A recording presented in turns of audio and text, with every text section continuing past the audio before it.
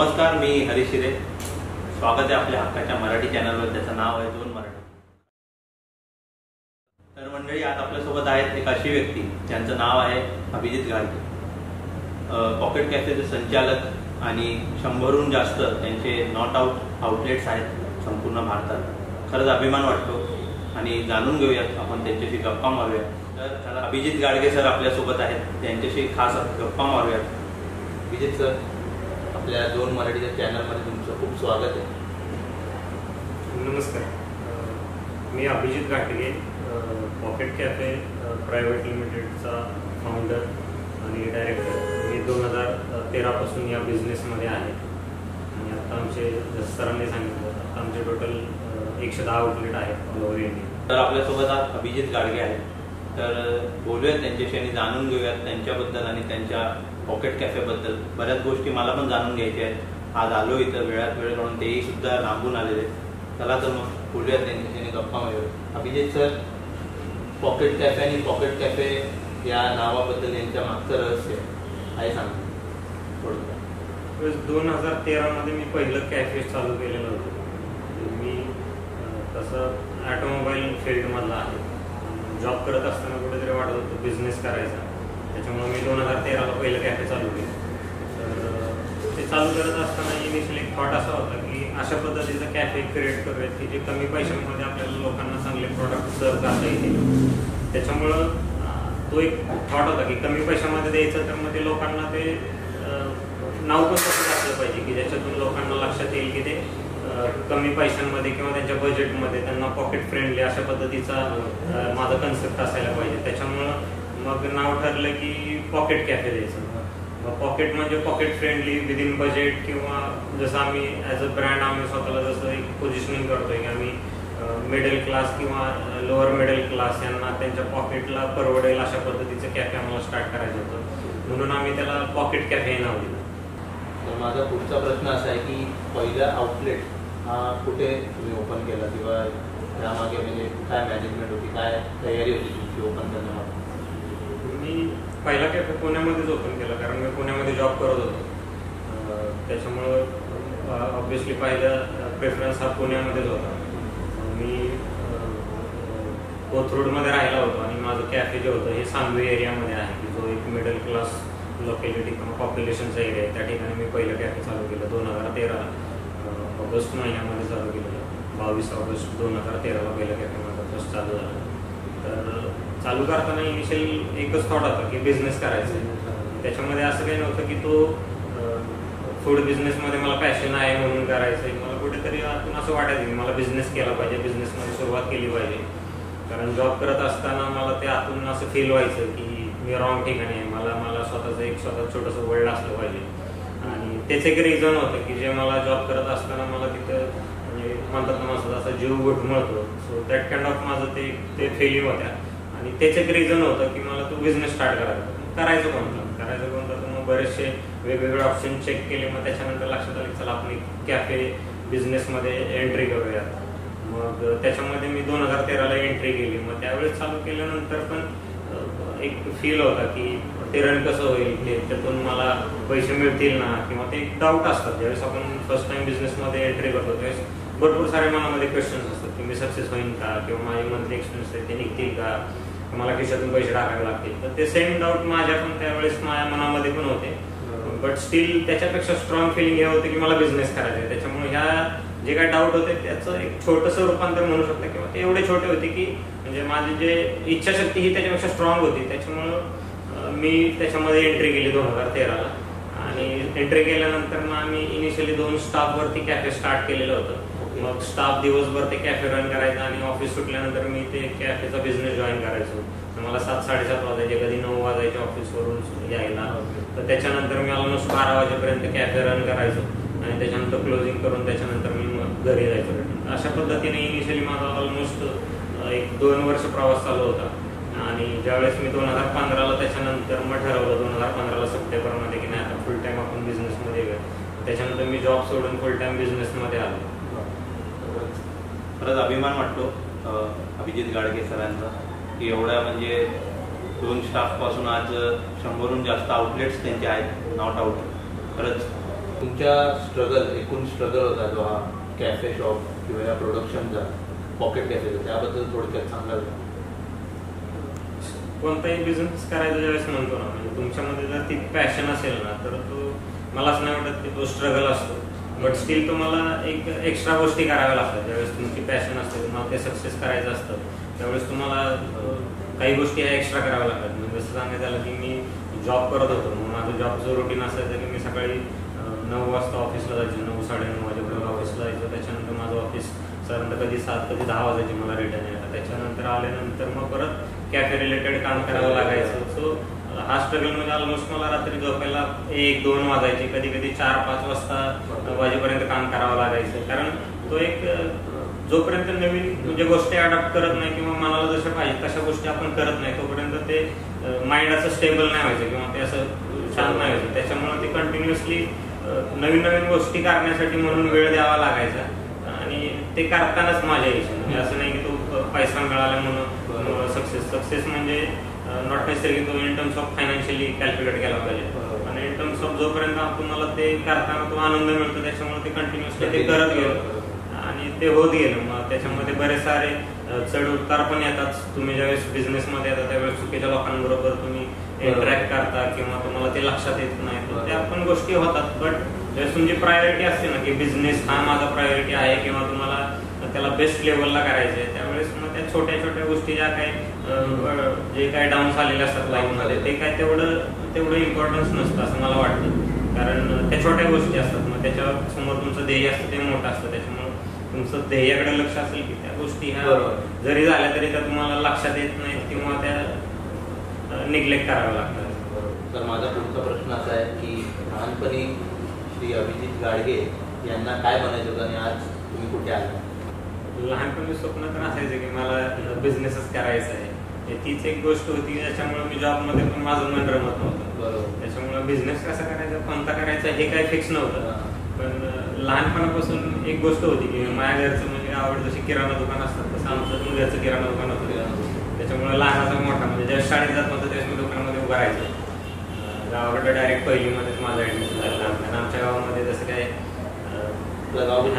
सातारा जिल्ह्यामध्ये आहे, त्याच्यामुळं पहिलीपासून पहिलीमध्ये जाण्याच्या आधीपासून मी दुकानामध्ये उभा राहायचो. त्याच्यामुळे बिझनेस हा म्हणू शकतं की तसं ते लहानपणापासून बाळकडू मिळाल्यासारखं होतं.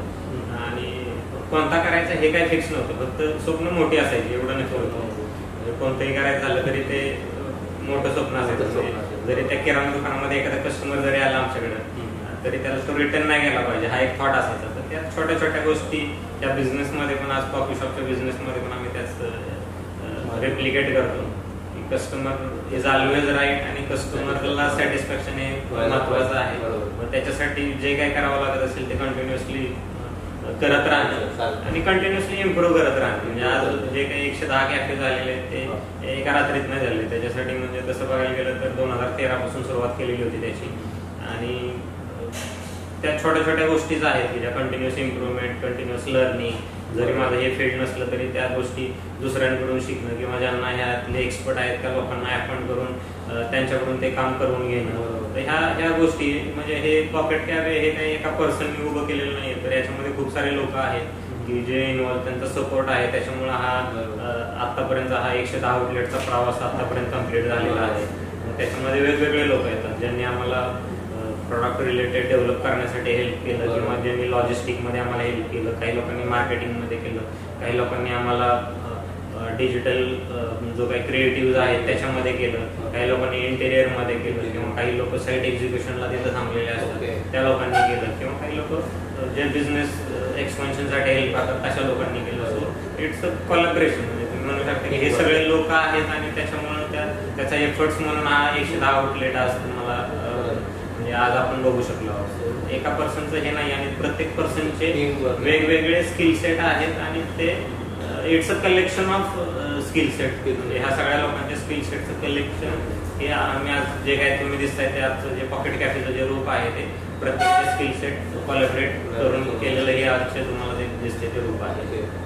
तर माझा पुढचा प्रश्न असा आहे अभिजित सर की 2013च्या आधी आपण कुठे जॉब करत होता? माझी जॉब होती छोट्या कंपनीतून स्टार्ट झालेली. मी ऑटोमोबाईल इंजिनियर असल्यामुळं माझं mechanical related design related field मी चूज केलेलं. सो माझी सुरुवात ही महिंद्रा इंजिनिअरिंगपासून ते त्याच्यानंतर पर्सिस्टंट, त्याच्यानंतर सिमेंट, जॉमेट्रिक अशा 4-5 कंपन्यांमध्ये जॉब केला. आणि माझी शेवटची कंपनी जॉमेट्रिक होती. जॉमेट्रिक कंपनी मला जॉब सोडून मी त्याच्यानंतर मग फुल टाईम बिझनेसमध्ये आलो. ज्यावेळेस मी जॉमेट्रिक कंपनीत होतो त्याच्यावेळेस मी कॅफेचा बिझनेस स्टार्ट केलेला होता. ओके. आणि त्याच्यानंतर 2015 नंतर मी कधी जॉब नाही केला, पण 2016मध्ये फायनान्शियली फार ट्रबलमध्ये आलेलो होतो. मी फार फायनान्शियली थोडा वीक झालेला आणि त्यावेळेस पुन्हा वाटलेलं मला कॉल पण येत होते जॉबसाठी. मी एकदा पुन्हा एकदा इंटरव्ह्यूला गेलो. ऑलमोस्ट मी माझा फायनल राऊंड होते, HR राऊंड बाकी होता. त्याच्या आधीच मी निघून आलो. म्हटलं आज जर पुन्हा मी जर जॉईन झालो आणि हा HR इंटरव्ह्यू जर मी ऑफर परत ॲक्सेप्ट केली तर परत मी कधी बिझनेस नाही करू शकणार, मग मी फुल टाईम ते डेअरिंग नाही करू शकणार. बरोबर. त्याच्यामुळे मी तो 2016ला एकदा इन्सिडेंट झालेला की मला पुन्हा एकदा जॉब करायला फायनान्शियली प्रॉब्लेम आल्यामुळे वाटलेलं की मला पुन्हा जॉईन केलं पाहिजे. मी बाकी सगळे माझे टेक्निकल राऊंड वगैरे क्लिअर झाल्यानंतर मी फायनल म्हणजे तरी मी HR राऊंड मी स्किप करून निघून आलो. मला बाहेर आल्यानंतर त्यांचा कॉल आला की तुमचा HR राऊंड आहे, फायनल राऊंड आहे आणि तुमचं सिलेक्शन झालेलं आहे. त्यावेळेस त्यांना सांगितलं सर मी नाही जॉईन करू शकत आणि अशा पद्धतीची जर्नी झालेली होती. तर माझा असा एक पुढचा प्रश्न आहे की आजकालचे तरुण वर्ग आहे किंवा जे मुलं आहेत हे लॉकडाऊन पडलं आहे, ते मराठी तरुण पोरं, त्यांना तुम्ही काय सांगाल की बिझनेसमध्ये यायला बघतायत ते मोठ्या प्रमाणात, त्यांना तुम्ही काय सल्ला द्याल? मला असं वाटतं की प्रत्येक कॉलेज करणारे जे मुलं असतात ना, त्यांना प्रत्येकाच्या डोक्यामध्ये एक थॉट असतो की त्याला कुठेतरी बिझनेस स्टार्ट करायचा आहे किंवा त्याच्याकडे काहीतरी कन्सेप्ट असतात, त्यांच्याकडे सुंदर किंवा काही बिझनेस आयडिया असतात. मला असं वाटतं की त्यांनी त्या तशाच दाबून न ठेवता, म्हणजे फायनान्शियल प्रॉब्लेम हे प्रत्येकालाच असतात. म्हणजे आज तुम्ही जर बघाल की जे कोणी लोक मोठ्या बिझनेसमध्ये सक्सेस झालेले आहेत त्याच्यातल्या प्रत्येकाला हा इनिशियली प्रॉब्लेम असतो फायनान्शियली. त्याच्यामुळे त्यांनी त्यांची स्वप्नही दाबलेली नसतात किंवा त्यांनी त्यांच्या इच्छाशक्तीला कुठे दाबून नसतं ठेवलेलं. त्यात त्यांनी वेगवेगळ्या प्रकारे ते त्याला पूर्ण करण्याचा प्रयत्न करतात. त्याच्यामुळे मला असं वाटतं की जे कॉलेजमध्ये जाणारी मुलं असतील किंवा अगदी छोटी मुलं असतील की ज्यांना असं लहानपणापासून जे स्वप्न बघतात की मला हे व्हायचे, मला हे करायचे, मला असं वाटतं की त्यांनी ते करण्याचा प्रयत्न करावा. 100% तुम्हाला सक्सेस मिळतं. कोणताही बिझनेस स्टार्ट केल्यानंतर तुम्ही पहिल्या दिवशी, पहिल्या महिन्यामध्ये किंवा पहिल्या वर्षी सक्सेस एक्सपेक्ट नका करू. त्यासाठी एक ठराविक टाइम पिरियड हा जाऊन द्यावा लागतो. म्हणजे साधारणतः एक 3 वर्षाचा टाइम आहे बिझनेस चालू केल्यानंतर की तो सक्सेस होण्यासाठी. एक साधारणतः 3 वर्ष कोणताही बिझनेस सक्सेस होण्यासाठी किंवा तो सेटल व्यवस्थित होण्यासाठी 3 वर्षाचा टाइम लागतो. तसा त्यांनी प्रयत्न केला पाहिजे. तसा जर प्रयत्न केला तर आपल्या देशामध्ये पण खूप सारे लोक मोठ्या पद्धतीने सक्सेस होऊ शकतात. आणि असं होऊ शकतं की त्यांच्या ज्या बिझनेस आयडिया आहेत त्या बिझनेस आयडियाला लोक त्याला नाव देतील. त्यांचे मित्र असतील किंवा घरातले म्हणतील की अरे अशा पद्धतीचं बिझनेस मॉडेल असतं का, असं काही सक्सेस होऊ शकतं का, अशा पद्धतीचे बोलणारे असतात. म्हणजे अगदी जे सक्सेस खूप मोठे बिझनेसमॅन झाले त्यांना पण तशा पद्धतीचे लोक सांगणारे होते, मला पण सांगणारे होते, माझ्यावरती पण असणारे होते की काय करायचं चाललंय तू, सॉफ्टवेअर मधला 80,000 90,000 सॅलरी असलेली जॉब सोडून अशा पद्धतीच्या बिझनेसमध्ये झालोय, तुला टेबल तू क्लिक करणार काय.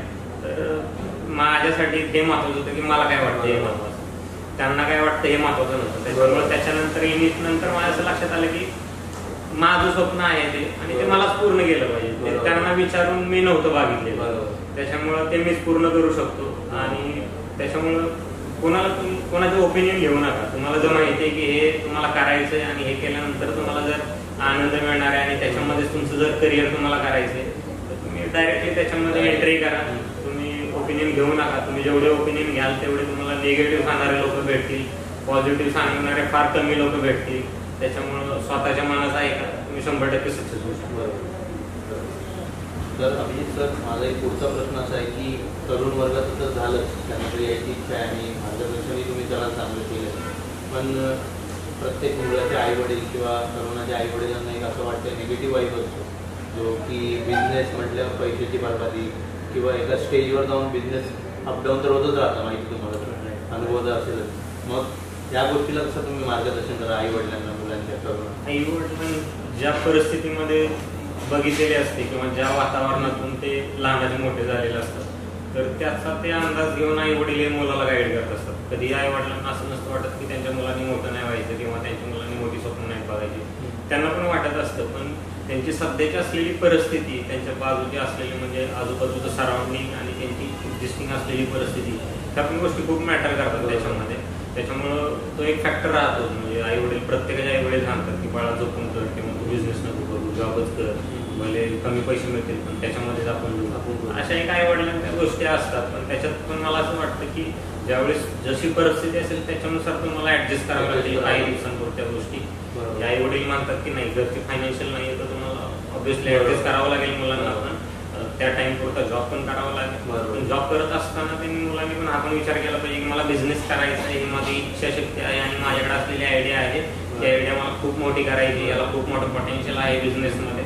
तर त्यांनी ते सायमल्टेनियसली जॉब करता करता त्याचे स्वप्न पण बघितली पाहिजे, त्याच्यासाठी प्लॅन पण केला पाहिजे की सायमल्टेनियसली करू शकतो, कसं करू शकतो. कारण मी पण जसं जॉबमध्ये आलो ते फायनान्शियली घरची एक सिच्युएशन एका सर्टन स्टेजला होती आणि तिथे जॉब करण्याचा दुसरा ऑप्शन नव्हता. त्याच्यामुळे मी जॉबमध्ये आलो. पण जॉब करत असताना मी कुठेही असं नाही हे केलं की नाही मला बिझनेस नाही करायचं. ऑफिस माझ्या घरातले आई वडील मला प्रोत्साहनच देत होते हे करण्यासाठी, बिझनेस करण्यासाठी. पण तो मी जॉब करता करता केला. जॉब करता करता मी लोन केलं, लोन करून माझे मी पैसे इन्व्हेस्ट केले त्याच्यामध्ये. माझ्या एकट्याकडच्या पैशांमध्ये तो बिझनेस होणार नव्हता म्हणून मी पार्टनरशिपमध्ये बिझनेस केला आणि तो अजूनही पार्टनरशिपमध्ये चालू आहे माझा बिझनेस. पण म्हणजे मी सोडून नाही दिली गोष्ट, परिस्थिती नाहीये म्हणून किंवा फायनान्शियली प्रॉब्लेम आहेत म्हणून. तर तसं तुम्ही पण करू शकता. म्हणजे प्रत्येक मुलं जे आहेत आज महाराष्ट्रामधले असतील किंवा देशामधले असतील तर त्या मुलांनी पण तशा पद्धतीने जॉब करता करता परिस्थितीनुरूप ऍडजस्ट केलं पाहिजे आणि ते करता करता कशा पद्धतीनं बिझनेस करता येईल त्याचा पण एक प्लॅन बनवला पाहिजे. आणि बिझनेस मला एक अजून एक महत्वाचं वाटतं की बिझनेस जो काही करायचा आहे म्हणजे ज्याला कोणाला करायची इच्छा असेल त्यांनी दुसऱ्यावरती भरोसा करून नाही केला पाहिजे. कारण तुमचं स्वप्न आहे ते तुम्हीच पूर्ण करू शकता, तुम्हीच चांगल्या पद्धतीने ते डिलिव्हर करू शकता किंवा चांगली सर्व्हिस प्रोव्हाइड करू शकता किंवा चांगलं प्रॉडक्ट बनवू शकता.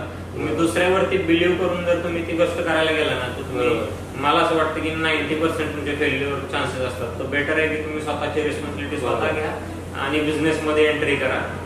आजूबाजूला लोक असतील तुम्हाला निगेटिव्हली सांगणारे की किंवा ते आजूबाजूचं वातावरण पण असतं. कारण कसं होतं तुम्ही बघा की एखाद्या लोअर मिडल क्लासचं कुटुंब आहे तर त्यांच्या आजूबाजूला तशाच पद्धतीचे लोक असतात. त्याच्यामुळे तशाच पद्धतीचं त्यांना ते ऐकायला मिळतं, बघायला मिळतं. त्याच्यामुळे तो एक इन्फ्लुएन्स राहतो त्याच्यावरती. पण तो किती प्रमाणात ठेवायचा आणि कोणत्या गोष्टीमध्ये ठेवायचा त्याचं पण एक लिमिट असलं पाहिजे. त्या गोष्टी जर तुम्ही व्यवस्थित कॅल्क्युलेटेड केला तर 100% तुम्ही म्हणजे म्हणजे अगदी लोअर मिडल क्लास किंवा खाली खूप गरीब असाल तरी तुम्ही मोठी स्वप्न बघून प्रयत्न करून तुम्ही खूप मोठे सक्सेसफुल होऊ शकता. अवघड असं काही नसतं. बरोबर, खरंच एकदम.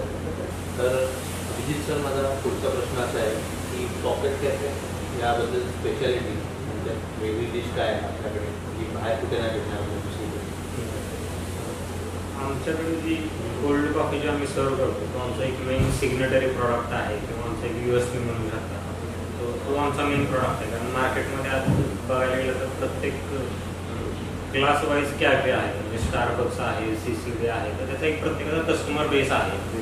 तर तसा एक पॉकेट कॅफेचा पण एक कस्टमर बेस आहे. मिडल क्लास किंवा लोअर मिडल क्लास हा जो कस्टमर बेस आहे. आमच्याकडं 2 लोक येऊन साधारणतः त्यांचं max to max 200 to 250 rupees हा तिकीट साईज होतो. आणि तोच जर म्हणजे हायर मिडल क्लास किंवा त्याच्यापेक्षा वेगळा जो क्लास टार्गेट करणारे जे कॅफे आहेत त्याच्यामध्ये 2 लोकांसाठी 600 किंवा 1000 रुपीज हा तिकीट साईज होतो.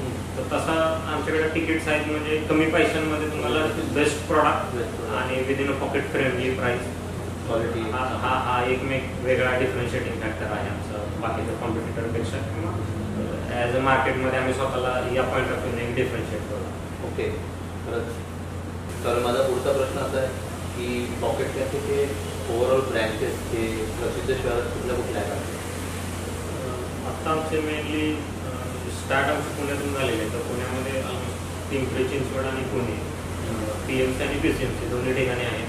त्याच्यानंतर आमचे मुंबईमध्ये आहेत, बँगलोरमध्ये आहेत, हुबळीला आहेत, त्याच्यानंतर मँगलोरमध्ये आहेत, त्याच्यानंतर सुरतमध्ये आहेत पॉकेट कॅफे, त्याच्यानंतर पाटणापर्यंत आहेत आउटलेट्स आमचे. बाकी मग छोट्या छोट्या सिटीमध्ये किंवा नाशिकमध्ये आहे आमचं, औरंगाबादमध्ये आहे किंवा छोटे छोटे तालुका प्लेसेस आहेत असे महाराष्ट्रामध्ये. या ठिकाणी बऱ्याच ठिकाणी पॉकेट कॅफे तुम्हाला बघायला मिळतील.